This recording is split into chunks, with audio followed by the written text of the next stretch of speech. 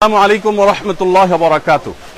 সুপ্রিয় দর্শক শ্রোতা ভাই বোন, দেশ কিংবা প্রবাস যে যেখান থেকে আমাদেরকে দেখছেন, আপনাদের সবাইকে আমরা জানিয়ে রাখতে চাই, আস-সুন্নাহ ফাউন্ডেশন বরাবরের মতো যে কোনো দুর্যোগে, দুর্বিপাকে, যে কোনো বিপদে, যে কোনো সমস্যায় আমরা আমাদের সর্বশক্তি নিয়ে ঝাঁপিয়ে পড়ে থাকি।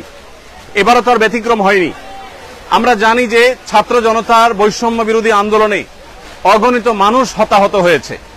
গত 4-5 দিন যাবৎ নাওয়া খাওয়া কোনো কিছুরই কোনো ঠিক ঠিকানা নেই। আমরা সকাল থেকে রাত পর্যন্ত একটার পর একটা হসপিটালে আমরা ঘুরে বেরিয়েছি এবং যারা হতাহত হয়েছে আন্দোলনে তাদেরকে আমরা আমাদের সহায়তা সাধ্য অনুযায়ী আপনাদের আমানত আমরা তাদের কাছে পৌঁছে দিয়েছি এবং সেই কাজটি এখনো চলমান আছে।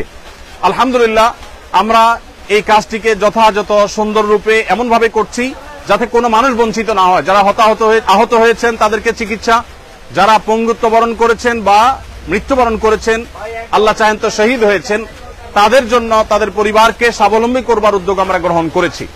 ইতিমধ্যে 5 কোটি টাকা আমরা বিতরণ করবার পরিকল্পনা সমাপ্ত করেছি। তবে সব টাকা যে পৌঁছতে পেরেছি তা না, অনেকগুলো আমরা প্রসেসিং এ আছে, বাই সিরিয়াল পৌঁছাচ্ছি। আর এর বাইরে আরো 5 কোটি টাকা খরচ করার আমাদের পরিকল্পনার কথা আমরা ব্যক্ত করেছি। এবারের বন্যা সিলেটের, সুনামগঞ্জের অনেক এলাকাকেও প্লাবিত করেছে। তো আমরা বন্যার্থ মানুষের জন্য প্রাথমিকভাবে শুকনো খাবারের ব্যবস্থা করেছি। এখানে একটা কর্মযজ্ঞ চলছে, আমাদের আরেকটা শেড আছে, সেখানে আরেকটা কর্মযজ্ঞ চলছে, ফেনীতে আরেকটা কর্মযজ্ঞ চলছে। 3টা জায়গায় আমাদের কাজ চলছে। এই বস্তাগুলোতে আমরা 10 কেজি করে চাল দেব।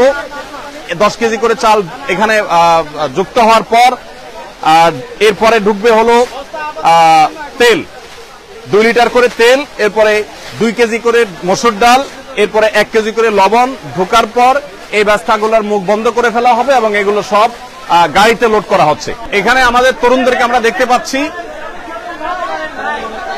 দেখতে পাচ্ছি যে তারা মাল নিয়ে যাচ্ছে আলহামদুলিল্লাহ প্যাকেট হয়ে। মাশাআল্লাহ, এখানে আমরা দেখতে পাচ্ছি। এত আওয়াজ করলে কিভাবে কাজ করবে? আওয়াজ করা যাবে না।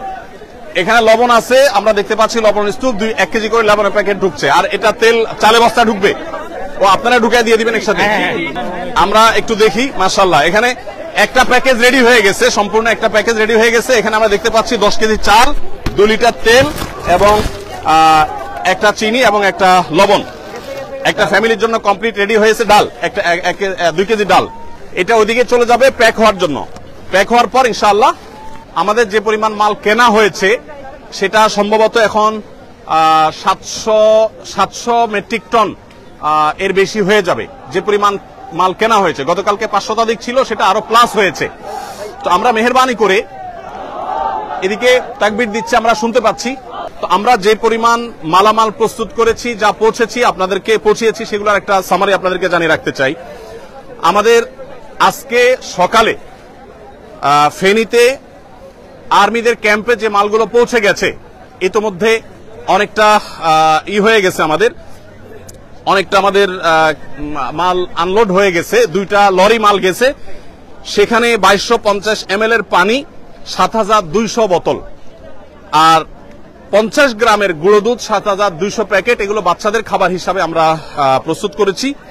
মুড়ি আমাদের এখানে 500 গ্রামের মুড়ি, 6560 প্যাকেট, এগুলো 2টা লরিতে ফুল হয়ে চলে গেছে ফেনীতে।